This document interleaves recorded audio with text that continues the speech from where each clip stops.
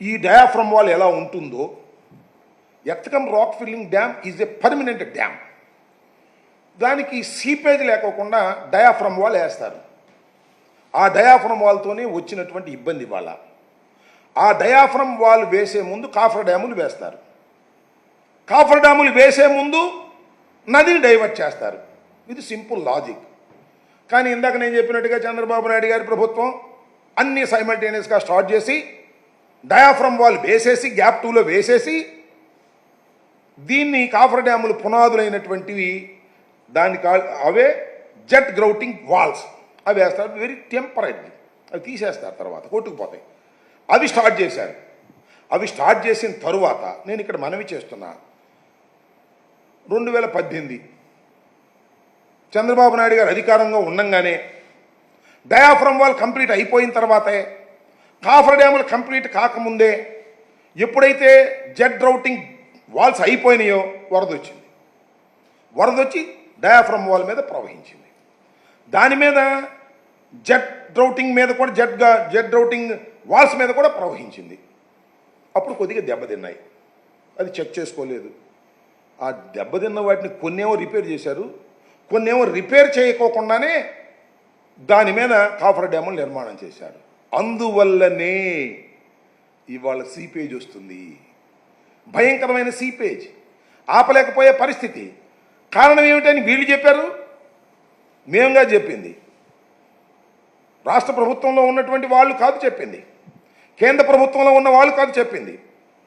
Expert panel committee, expert panel of expert చాలా స్పష్టంగా చెప్పింది ఏంటంటే, 2018లో వరద వచ్చినప్పుడు, వరద ప్రవహిస్తే కాఫర్ డ్యాములకు సంబంధించిన జెట్ డ్రౌటింగ్ వాల్స్ని కొంత రిపేర్ చేసి మిగతా వాటి రిపేర్ చేయకోకుండానే కాఫర్ డ్యాములు వేసే ప్రయత్నం చేశారు. ఎంత తప్పిదమండి ఇది, చిన్న విషయమా? విధ్వంసం ఇది కాదా? ఇంత పెద్ద ప్రాజెక్ట్, రాజశేఖర రెడ్డి గారు కళ్ళగల్ల ప్రాజెక్ట్, ప్రపంచంలోనే అత్యున్నతమైన ప్రాజెక్టుగా తీర్చిదిద్దబడే ప్రాజెక్ట్, చైనాలో ఉన్నటువంటి ప్రాజెక్ట్ కన్నా పెద్దదైన ప్రాజెక్ట్. అలాంటి ప్రాజెక్టుని ఎంత అలసత్వంగా చంద్రబాబు నాయుడు గారు ప్రవర్తించారు అనేది ఇక్కడ చాలా స్పష్టంగా అర్థమయ్యేటటువంటి అంశం. ఆ జెట్ రౌటింగ్ని కరెక్ట్ చేయకోకుండానే వేసేటటువంటి ప్రయత్నం చేయటం చాలా దురదృష్టకరమైనటువంటి అంశం. అది చాలా స్పష్టంగా ఇవాళ ప్యానల్ ఎక్స్పర్ట్స్ చాలా స్పష్టంగా సిడబ్ల్యూస్కి ఇచ్చినటువంటి రిపోర్ట్ అని ఈ సందర్భంగా నేను మనవి చేస్తున్నాను. నెక్స్ట్ ఇంకొచ్చే ఇదేమో yes, this is the third slide. ఏమిటంటే జెట్ రౌటింగ్ వాల్ 200 నుంచి 260 మీటర్ల మధ్య దెబ్బతిన్న దాన్ని సామర్థ్యాన్ని పరీక్షించకుండా 2018 డిసెంబర్లో ఎగువ కాఫర్ డ్యామ్ పనులు చేపట్టడంపై నిపుణుల కమిటీ విస్మయం వ్యక్తం చేసింది, ఆశ్చర్యాన్ని వ్యక్తం చేసింది. ఏంటది? 200 వాల్లో 200 నుంచి 260 మీటర్ల మధ్య దెబ్బతిన్నటువంటి దాన్ని సామర్థ్యాన్ని పరీక్షించుకోకుండా వరద వెళ్ళిపోయిన తర్వాత దెబ్బతింది. అది దెబ్బతిందా లేదా, దాని సామర్థ్యం ఉందా లేదా అనేది పరీక్షించుకోకుండా 2018 డిసెంబర్లో ఎగువ కాఫర్ డ్యామ్ పనులు చేపట్టేశారు. వెంబడి దాని మీద కాఫర్ డ్యామ్లో వేసేసారు. అంటే హర్రీ. ఎందుకంటే హర్రీ, తొందరగా పూర్తి చేయాలి. తొందరగా పూర్తి చేయాలంటే దేనికి? నిజంగా నీళ్ళు ఇద్దానికి అనుకున్నారా? కాదు. తొందరగా పూర్తి చేస్తే బిల్లు అయింది, బిల్లు అయితే కమిషన్ వస్తుంది, కమిషన్ వస్తే కాజేయచ్చు. ఇదే తాపత్రయంతో దాన్ని చేసినటువంటి విషయాన్ని నేను చెప్తున్నటువంటి అంశం కాదు, చాలా క్లియర్గా ఒకసారి అందరికీ చదివితే అర్థమవుతుందని కూడా నేను ఈ సందర్భంగా చెప్పదలుచుకున్నాను. అలా చేసేటటువంటి ప్రయత్నం చేశారు. నెక్స్ట్ ఫోర్త్ ఇది ఎస్, దిస్ ఈజ్ కాల్డ్ టోటల్గా ఉన్నది చూసారంటే దిస్ ఈజ్ కాల్డ్ గ్యాప్ 2లో ఉన్నటువంటి డయాఫ్రమ్ వాల్. మొత్తం టోటల్గా ఉన్నటువంటి డయాఫ్రమ్, కొన్ని చోట్ల లోపలగా ఉంది డయాఫ్రమ్ వాల్, కొన్ని చోట్ల పైకి ఉంది. దానికి కారణం ఏంటంటే ఎక్కడైతే రాక్ తగిలిద్దో అంత దూరం వెళ్ళిపోద్ది డయాఫ్రమ్ వాల్. ఈ diaphragm wall is very very permanent. మొత్తం పోలవరంలో స్పిల్వే తరువాత అత్యంత కీలకమైనటువంటి ఏదైనా ఉన్నది అంటే పని ఉందంటే అది డయాఫ్రమ్ వాల్. ఈ డయాఫ్రమ్ వాల్ మీదే ఎర్త్కమ్ రాక్ ఫిల్లింగ్ డ్యామ్ కడతారు. ఎర్త్కమ్ రాక్ ఫిల్లింగ్ డ్యామ్కి నీరు తట్టి కింద నుంచి సీపేజ్ వెళ్ళకోకుండా ఉండటం కోసం ఈ డయాఫ్రమ్ వాల్ అనేదాన్ని వెయ్యాలని నిపుణులు నిర్ధారణ చేశారు. ఇది చాలా చాలా ఇంపార్టెంట్ అయింది. ఈ ఇంపార్టెంట్ అయింది దెబ్బతిన్నటువంటి పరిస్థితి 2018 నుంచి వరద ప్రవహించడం వల్ల ప్రధాన డ్యామ్ గ్యాప్ 2లో డయాఫ్రమ్ వాల్ దెబ్బతిందని స్పష్టంగా చెప్పిన కమిటీ చాలా స్పష్టంగా ఏం చెప్పారంటే ఇది మేము వచ్చిన దెబ్బతింది అంటున్నారు కదా చంద్రబాబు నాయుడు గారు. సరే రామానాయుడు గారికి ఇంకా మరి ఆయనకు అర్థమైందో లేదో నాకు తెలియదు, కానీ చంద్రబాబు నాయుడు గారిని అడుగుతా ఉన్నా, అయ్యా గౌరవనీయులైనటువంటి ముఖ్యమంత్రి గారు, గౌరవనీయులైనటువంటి మామూలు ముఖ్యమంత్రి గారు కాదు ఆయన, 4వసారి ముఖ్యమంత్రిగా ప్రమాణ స్వీకారం చేసినటువంటి నారా చంద్రబాబు నాయుడు గారు, నేను మనవి చేస్తున్నా, ఈ డయాఫ్రమ్ వాల్ దెబ్బతింటే దీనికి మేము కారణం అన్నారు. ఏం కారణం అన్నారు? మేము కాఫర్ డ్యాములు వేసాము, దానిలో 2 గ్యాపులు వదిలిపెట్టాము, ఆ 2 గ్యాపులు వీళ్ళొచ్చి పూడ్చలేదు అని. 2018కే అంటే మీరు అధికారంలో ఉన్నప్పుడే మీరు డయాఫ్రమ్ వాల్ గ్యాప్ 2ని పూర్తి చేసిన తర్వాత 2018లో వరద వచ్చిందే మీరుండంగా, నారా చంద్రబాబు నాయుడు గారు మీరు ముఖ్యమంత్రిగా ఉండంగా 2018లో వచ్చినటువంటి వరదలోనే డయాఫ్రమ్ వాల్ దెబ్బతినటం ప్రారంభమైంది. దీనికి సమాధానం చెప్పని నేను అడుగుతా ఉన్నా నారా చంద్రబాబు నాయుడు గారిని. మేము గ్యాపులు పూడ్చలేదు అంటున్నాడు. మేము వచ్చింది ఎప్పుడు? 2019 మే 30వ తారీఖున ప్రమాణ స్వీకారం చేశారు జగన్మోహన్ రెడ్డి గారు. జూన్ 23వ తారీఖున వరద వచ్చింది.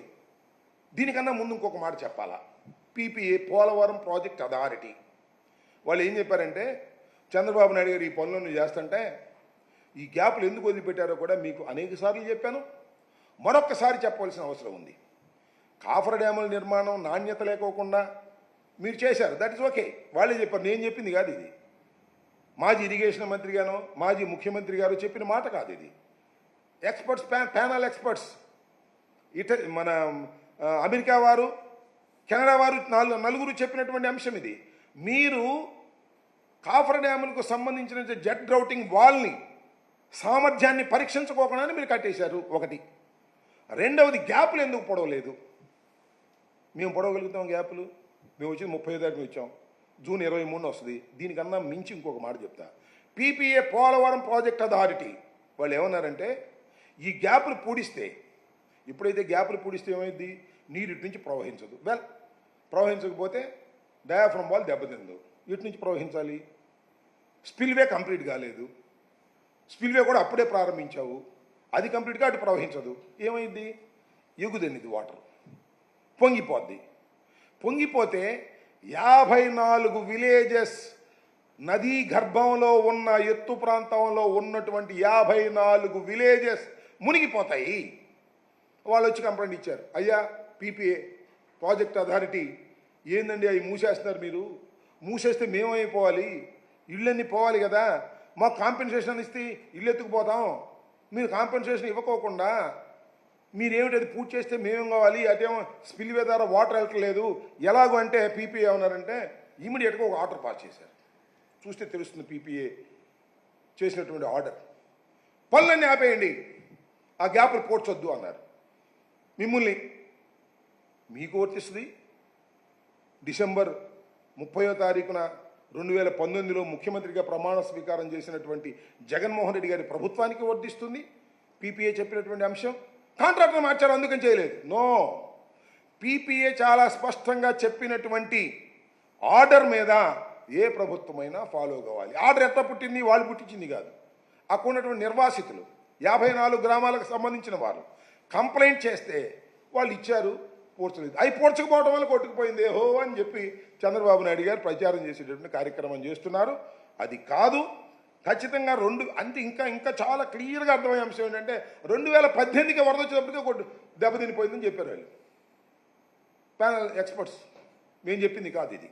అది కూడా ఇక్కడ మీరు గమనించాలి రాష్ట్ర ప్రజానీకం అని ఈ సందర్భంగా నేను మనవి చేస్తున్నాను. ఇంకోటి ఏమి 5th ఓకే, ప్రధాన డ్యామ్ నిర్మాణ ప్రాంతం మరియు కోత గురి కాకుండా 220 తర్వాత రాష్ట్ర ప్రభుత్వం అక్కడ రక్షణ చర్యలు చేపట్టిందని పేర్కొన్నారు. ఆ రాష్ట్ర ప్రభుత్వం ఎవరికో వాళ్ళకి తెలియదులే. ఎవరికి? ప్యానల్ ఎక్స్పర్ట్స్కి జగన్మోహన్ రెడ్డి గారు తెలియాల్సిన అవసరం లేదు, చంద్రబాబు నాయుడు గారు తెలియాల్సిన అవసరం లేదు.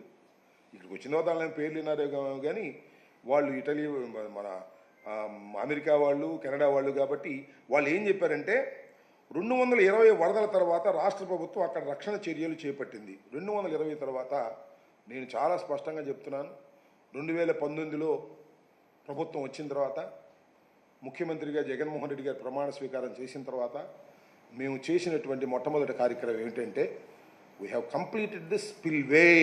నేను మనవి చేస్తున్నాను.